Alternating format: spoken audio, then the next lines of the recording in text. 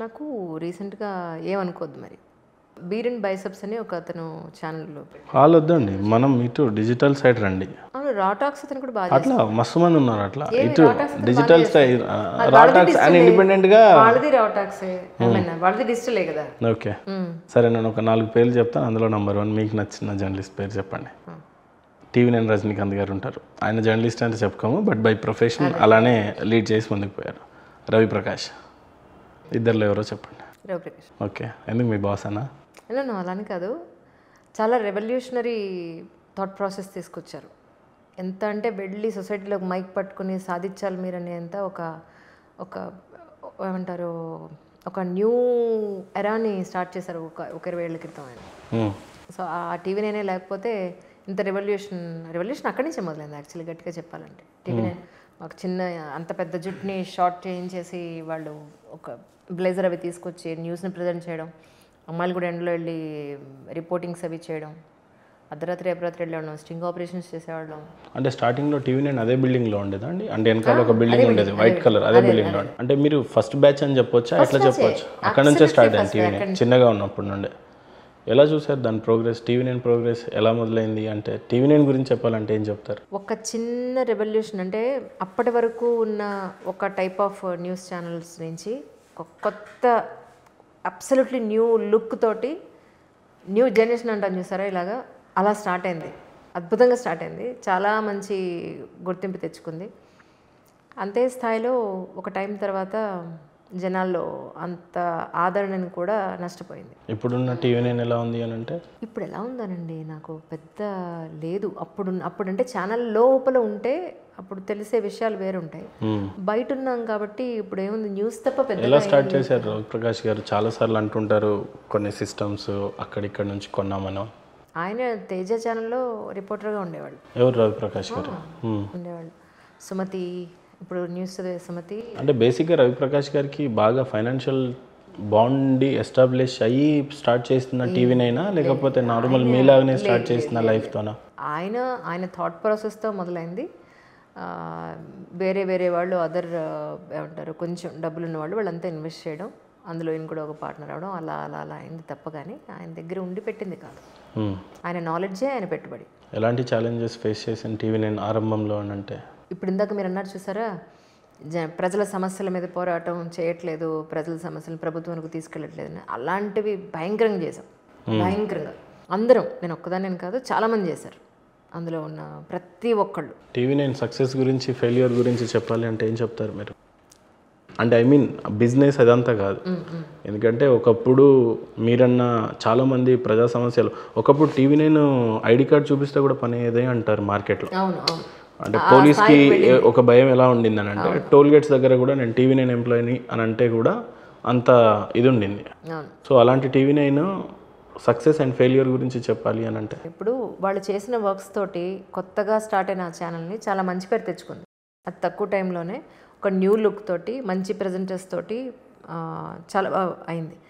తర్వాత చాలా రకాలైన ప్రెజర్స్, చాలా రకాలైన పొలిటికల్ ఇష్యూస్లో ఇరుక్కోవడం వల్ల చాలా కలర్స్ మారుతూ వచ్చాయి. బట్ ఏంటి ఇప్పుడు ఎలా ఉందనేది నాకు అసలు కొంచెం కూడా తెలియదు. చాలామంది డిగ్రీ చదువుతున్నారు మేడం. సొసైటీలో గవర్నమెంటే జాబ్ కల్పించాలి అని అంటే సాధ్యపడదు. బేసిక్గా డిగ్రీ చదివిన తర్వాత చాలా పొటెన్షియల్ ఉన్నప్పటికీ జాబులు దొరకక చాలామంది అన్ఎంప్లాయ్మెంట్లోనే కూరిపోయి ఉంటారు ఎక్కువగా. ఎంటర్‌ప్రెన్యూర్స్ అంటే చాలా తక్కువ మంది బయటికి వస్తారు.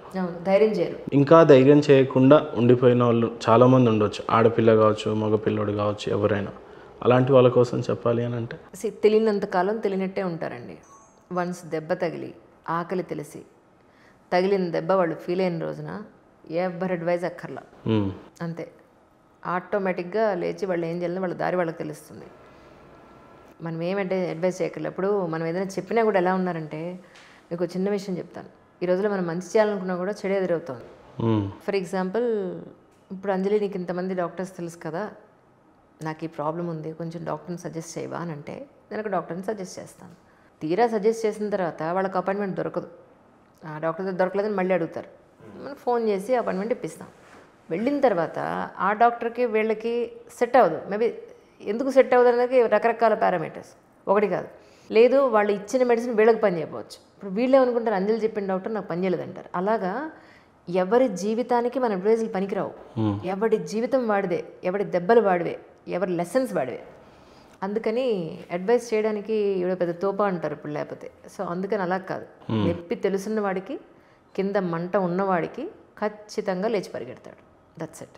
ఇండియన్ కల్చర్కి ఒక అందమైన చరిత్ర ఉంది అని అంటే నిజంగా ఒక పెళ్ళి ఒక ఆడపిల్లని ఒక మగపిల్లోడిని జతపరిస్తే ఒక అమ్మాయి ఒక అబ్బాయి జీవితకాలం నడవాలని చెప్పేసి 3 ముళ్ళ బంధం వేస్తుంది. నిజంగా ఇండియాలో ఉన్న గొప్ప కల్చర్ అది. అలాంటి పెళ్లి మీద మీ ఒపీనియన్ చెప్పండి ఫస్ట్. నాకు పెళ్ళి అనే వ్యవస్థ మీద అద్భుతమైన నమ్మకం అండి. చాలా గ్రేట్ ఫీలింగ్ ఉంది దాని మీద. అంటే గొప్ప విలువైన వ్యవస్థ అది, గొప్ప విలువైన వివాహ కుటుంబ వ్యవస్థ అది. ఎలా అంటారేమో, ఈ అమ్మాయి ఎక్కడో పెరుగుతుంది, ఎక్కడో పుడుతుంది, ఈ అబ్బాయి ఎక్కడో పుడతాడు, ఎక్కడో పెరుగుతాడు, వాళ్ళ సాంప్రదాయాలు వీళ్ళ సాంప్రదాయాలు ఒక ఇంటికి వచ్చిన తర్వాత ఒకళ్ళనొకళ్ళు గౌరవించుకుంటూ, ఒకళ్ళనొకళ్ళు ఇష్టపడుతూ, వాళ్ళ ఫ్యామిలీ మెంబర్ని ఇంకొక మెంబర్ని యాడ్ చేసుకుంటూ, ఒకళ్ళ విలువలో ఒకళ్ళు నిలబెట్టుకుంటూ ఉండడం గొప్ప వ్యవస్థ. ఈ రోజున నా అనేది స్వార్థం పెరిగిపోయింది కాబట్టి ఆ కుటుంబ వ్యవస్థ అనేది విచ్ఛిన్నం అయిపోతుంది అంతే. బట్ నాకు చాలా గౌరవం ఉంది, చాలా అంటే చాలా గౌరవం ఉంది. నాకు ఈ లివ్ ఇన్ రిలేషన్షిప్ మీద నాకు నమ్మకం లేదు, అలా ఉంటారు అని కూడా నేను అనుకోను.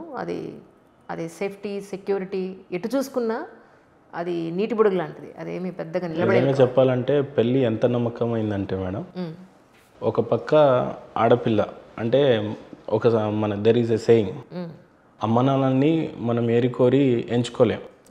మనం పుట్టిన తర్వాత అమ్మ నాన్నలు మనకు తెలియకుండానే మనకు దొరుకుతారు. పోనీ తల్లిదండ్రులు వాళ్ళు కోరుకొని కనాలన్నా పిల్లలు అనుకొని కనలేరు వాళ్ళు. అట్లాంటిది ఒక పెళ్ళి మాత్రమే అనుకొని చేసుకోవచ్చు. అరేంజ్ మ్యారేజ్ అయినా ఫస్ట్ చూపించుకొని చేసుకుంటారు. సోకాల్డ్ ఆ పాత పురాణాల్లో అయితే చూపించేవాళ్ళు కాదంట, కానీ ఈ రోజులో చూపించి అరేంజ్ మ్యారేజ్ అయినా చూపించే చేస్తున్నారు. లవ్ మ్యారేజ్ అయితే చెప్పక్కర్లేదు, అండర్స్టాండింగ్స్ మీద అయిపోతున్నాయి. బట్ స్టిల్ 2 మ్యారేజ్లలో డివోర్స్లు ఎక్కువగా ఉంటాయి. ఈ డివోర్స్ గురించి చెప్పాలి అంటే ఏం చెప్తారు? ఒకటి ఇగో, ఒకటి వదలాలండి. అది మేల్ పాయింట్ ఆఫ్ వ్యూలో అయినా ఫీమేల్ పాయింట్ ఆఫ్ వ్యూలో అయినా దట్స్ మోస్ట్ ఇంపార్టెంట్. వీళ్ళలో ఏంటంటే నేనే నీకు ఎక్కువ చేస్తున్నాను, నువ్వు నన్ను పట్టించుకోవట్లేదు, నీకు నా మీద ప్రేమ లేదు, నీకు నా మీద నమ్మకం లేదు అని 2 వైపుల నుంచి వైస్ వెర్సా చూసుకోవాలి. అది ఎప్పుడైతే ఉండదో, నిజంగా ఒక మనిషిని ఇష్టపడితే చాలా ఓపిక్గా చాలా చెప్పుకుంటూ నేర్పించుకుంటూ తాను చేస్తూ ఉండాలి.